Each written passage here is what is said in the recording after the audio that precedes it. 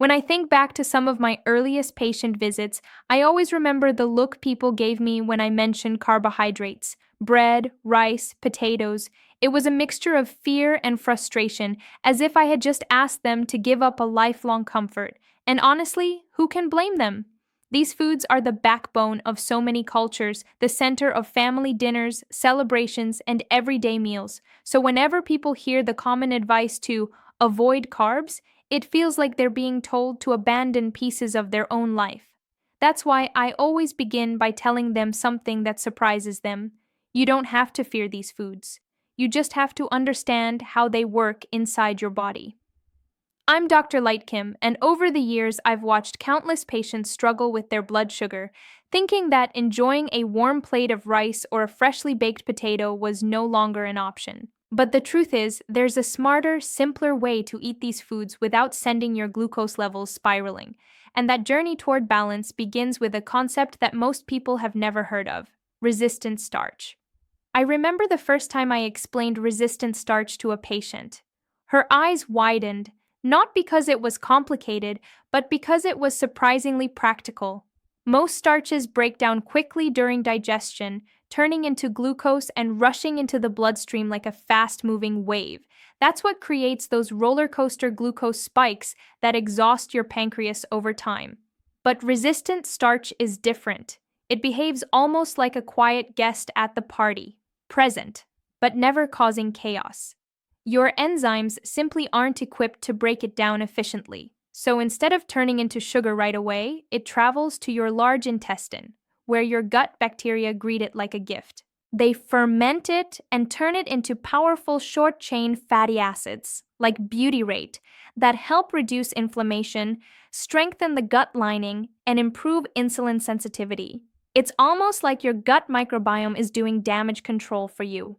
And the beautiful thing is that resistant starch isn't some exotic ingredient you need to buy from a supplement store. It's hidden inside everyday foods. You just have to unlock it. I often tell my patients a simple trick: cook your starchy food, cool it, then reheat it. That alone transforms part of the starch into a resistant form through a process called retrogradation. I once had a patient who loved rice more than anything. When I told him he didn't need to stop eating rice, just cool it overnight and warm it up the next day, he stared at me like I had given him his life back. And he wasn't wrong. Studies show that cooling cooked rice or potatoes for 24 hours at around 39 degrees Fahrenheit significantly boosts resistant starch levels. When you reheat them, you don't undo the effect. It stays. Clinically, this translates to gentler glucose curves, lower insulin spikes, and improved metabolic control. Over time, patients who follow this simple routine often report that their after-meal crashes disappear. They feel lighter, more energized, and more confident with their food choices. And when they realize they aren't trapped by fear, when they see that bread, rice, or potatoes aren't the villain, they start building a healthier, more sustainable relationship with food. Food isn't the enemy. Understanding it is the solution, and this is just the beginning of learning how to enjoy the carbs you love without sacrificing your health. As I continued helping patients rebuild their confidence around carbohydrates, I began introducing them to another transformative concept: food pairing. This is where the story often gets interesting, because people assume that managing blood sugar is only about what you remove from your plate, not what you add. But one afternoon, I sat with a patient named Sam who loved mashed potatoes with an almost emotional loyalty. He told me, "Doc, if potatoes are the problem, then I'm doomed." I smiled because I've heard this so many times and I knew exactly how to guide him. I explained that carbs rarely travel alone in a meal, and what you combine them with can completely reshape your body's glucose response. Imagine two identical plates of rice, one eaten plain and the other eaten with chicken and a little olive oil. Even though they look similar, the second meal behaves entirely differently inside the body. Protein helps slow the release of glucose, almost like a gentle hand on the shoulder reminding your blood sugar to calm down. Healthy fats delay gastric emptying, giving your digestive system more time to handle the starch, reducing sudden spikes. I could see Sam starting to understand. I told him about a major meta-analysis of 154 clinical trials showing that adding protein to carbs can reduce glucose spikes by up to 50%. His jaw literally dropped.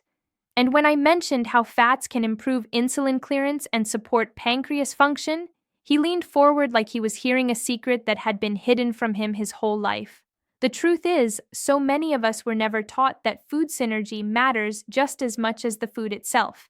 That's why rice and beans, a combination eaten for generations around the world, naturally leads to gentler glucose curves than rice alone. Or why potatoes paired with butter, olive oil, or Greek yogurt cause fewer spikes than plain potatoes. It's not magic, it's metabolic science. But the story doesn't end there. I went on to tell him one of my favorite simple tricks: adding acid. A splash of vinegar, a squeeze of lemon, a spoonful of fermented foods. These tiny additions slow the breakdown of starch and improve insulin sensitivity. Studies show that vinegar alone can blunt glucose spikes by targeting the liver's glucose production. Sam raised his eyebrows, amazed that something as simple as lemon juice could have such a noticeable impact. Then I shared what I consider the ultimate food ordering hack: eat your carbs last. The sequence of eating matters more than most people realize. If you start your meal with bread or juice, you get a sharp glucose spike. But if you begin with protein and vegetables, your stomach releases glucose more slowly and steadily. The same food, eaten in a different order, creates a different metabolic outcome. I told Sam about a clinical study showing that people with type 2 diabetes who ate protein and vegetables before carbs had a 40% lower glucose spike. And another study from Japan showed that eating rice last significantly reduced blood sugar elevations even in healthy adults. By this point, Sam was shaking his head in disbelief, not because the science was complicated, but because it was so surprisingly simple. He told me he felt relieved, empowered, even hopeful. For the first time, he realized he didn't have to abandon the foods he loved, he just had to approach them differently. And it's moments like that, seeing someone rediscover confidence through knowledge, that remind me why I do this work. One of the most memorable moments in my clinic happened when I introduced the idea of walking after meals to a patient named Aisha, a retired school teacher who had struggled with post-meal blood sugar spikes for years.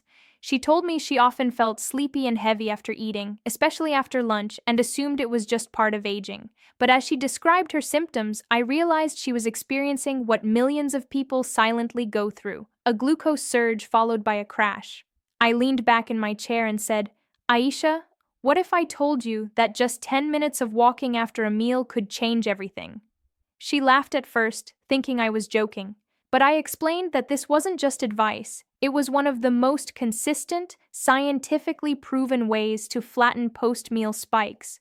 It all comes down to how our muscles use glucose. When you walk, even at a slow, relaxed pace, you activate the soleus muscle in your calf, a metabolic workhorse that absorbs glucose like a sponge. What makes this muscle extraordinary is that it's built with slow-twitch fibers, allowing it to work for long periods without fatigue. So while you're taking a gentle stroll around your house, your muscles are silently pulling glucose out of your bloodstream, reducing the load on your pancreas. I shared a clinical trial showing that a simple 10-minute walk after dinner dramatically lowered post-meal glucose compared to sitting. Aisha looked stunned, almost as if someone had handed her the missing piece of a puzzle she'd been trying to solve for years. She asked, "Do I have to go outside? What if the weather is bad?" I smiled and told her, "You don't need anything fancy. You can walk indoors, tidy the kitchen, climb a few steps. Anything that gets your legs moving works." The key was timing. Moving right after eating is like giving your body a head start. You're using glucose at the same moment it begins entering your bloodstream. I explained that walking later, an hour or two after eating, was still good for general health, but it wasn't nearly as effective for glucose control. The magic happens when activity and digestion overlap. Over the next few weeks, Aisha returned to my office with a glow I hadn't seen before. She told me she felt lighter after meals. Her energy was steadier, and her post-lunch crashes were disappearing. She even joked that her grandchildren now joined her for metabolic walks around the living room after dinner. What struck me most was how such a simple habit transformed her sense of control. For years, she believed that managing her blood sugar required drastic changes or complicated routines, but now she was discovering that small, consistent actions could reshape her entire metabolic rhythm. And this is something I wish more people understood. Sometimes the most powerful solutions come from the simplest behaviors. You don't need expensive gadgets or impossible diets. You just need to give your muscles a chance to help your metabolism the way they were designed to. Walking after meals isn't just a health tip, it's one of the easiest, most accessible tools anyone with blood sugar concerns can immediately put into practice and feel the difference within days. As I continued working with patients who feared carbohydrates, I realized that one of the biggest breakthroughs came when they finally understood that not all carbs behave the same way inside the body, and this lesson always reminded me of a conversation I had with a man named Hassan, a 62-year-old grandfather who proudly told me he had quit all carbs because he believed it was the only way to control his diabetes. But as he spoke, I could see the exhaustion in his face. He missed his morning oats, the bread his wife baked, and the rice dish his daughter cooked every Sunday. So I gently told him, Hassan, it's not the carbs themselves that are hurting you, it's the type of carbs. He looked confused, so I grabbed a napkin from the counter and drew a simple picture of a campfire. Imagine this fire, I said. If you throw sawdust on it, it bursts into flames instantly, but if you place thick logs on it, it burns slow and steady. Then I explained that finely milled flour, like what you find in white bread, pastries, instant oatmeal, and processed cereals, digests just like sawdust burns, fast, hot, and chaotic. These foods hit the bloodstream quickly, causing sharp spikes that strain the pancreas, but coarse grains, whole foods, legumes, intact oats, and high-fiber carbs behave like logs. They digest slowly, release glucose gradually, and keep energy stable. I watched his eyes widen as the simple analogy sank in. He asked, "So I don't have to give up everything?" I shook my head. Absolutely not. You just need to choose carbs that work with your body, not against it. I explained how fiber is the unsung hero of carbohydrate science, the one nutrient people underestimate the most. Fiber slows digestion, feeds gut bacteria, improves insulin sensitivity, and acts like a natural brake on glucose absorption. When you eat fiber-rich foods like barley, beans, lentils, chickpeas, or even steel-cut oats, you give your body the chance to handle glucose gently and gradually. Hassan shifted in his seat, thinking deeply, because for the first time he realized he wasn't trapped in the all-or-nothing mindset he'd been carrying for years. I could see the relief wash over him as I assured him that most problems come from ultra-processed carbohydrates, the ones that are stripped of fiber, ground into powder, and engineered for quick digestion. Those foods behave like a spark igniting the fire instantly, but whole grains and minimally processed carbs burn slowly, giving the body time to regulate glucose properly. Then I shared one more essential truth. Timing matters just as much as type. I told him about the studies showing that eating late at night worsens glucose tolerance because our insulin sensitivity follows a circadian rhythm, becoming weaker in the evening. Melatonin rises at night, which suppresses insulin release and makes glucose stay in the bloodstream longer. Hassan leaned back and sighed, realizing why his late-night snacks always made him feel worse the next morning. I encouraged him to eat his final meal at least 3 hours before bed, allowing his metabolism to work with him instead of fighting against his natural rhythms. And as he left my office that day, he said something I'll never forget. "You didn't take carbs away from me. You gave them back to me in a better way." Moments like that remind me that balance, not restriction, is what truly transforms health.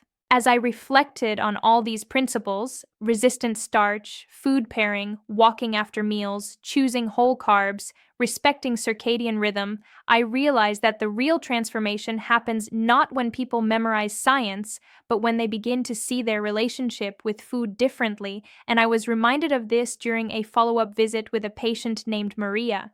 She came into my office smiling in a way I hadn't seen before, and she sat down and said, "Doctor, I feel like I finally have control." When I asked what changed, she told me that instead of fearing bread, rice, or potatoes, she started applying these strategies one at a time, turning them into small habits rather than overwhelming tasks. She cooled her rice before reheating it the next day. She added lemon to her meals. She ate her chicken and vegetables before touching the carbs on her plate, and she took gentle 10-minute walks with her husband after dinner. She explained that what surprised her most wasn't the reduction in glucose spikes, though that was encouraging, it was the sense of freedom. For years, she believed she had to choose between enjoying food or managing her health. But as she talked, I realized she had discovered the same truth I wish everyone knew. Food is not the enemy, habits are the key. I told her that what she was experiencing was exactly what metabolic research shows us. That when you stop trying to fight your biology and instead work with it, everything becomes easier. The body responds better to rhythm, balance, and consistency than it does to strict rules or fear-based dieting. Maria went on to describe how her energy was more stable, how she no longer felt that afternoon crash, and how her cravings had begun to decrease naturally because her blood sugar was no longer spiking and plummeting. She said her sleep improved when she stopped eating late at night, and she even felt more motivated to stay active because she wasn't weighed down by exhaustion anymore. Listening to her, I felt incredibly proud, not because she followed instructions, but because she took ownership of her health in a sustainable way. And that is the lesson I share with every patient. Your goal isn't to avoid carbs forever. It's to learn how to eat them wisely so they become fuel rather than stress. We too often think of health as a punishment or a sacrifice, but the truth is that real health comes from understanding how your body responds to the choices you make every day. These strategies aren't tricks, they're insights into how your metabolism works. Cooling and reheating carbs helps reshape the starch so it digests more slowly. Pairing your carbs with proteins, fats, and acids turns a fast-burning meal into a stable source of energy. Walking taps into the natural glucose-clearing power of your muscles. Choosing whole fiber-rich foods shifts your body from inflammation toward balance, and respecting your body's internal clock helps your pancreas and metabolism function the way they were designed to. As Maria stood up to leave, she told me something simple yet powerful. For the first time, I don't feel broken. I feel educated. And that is exactly why I share this knowledge. You don't need to give up the foods you love. You only need to understand how to enjoy them in a way that keeps your body steady, strong, and supported. Because once you stop battling your meals and start partnering with them, your blood sugar will follow a calmer, healthier path, one that feels natural, sustainable, and empowering every single day.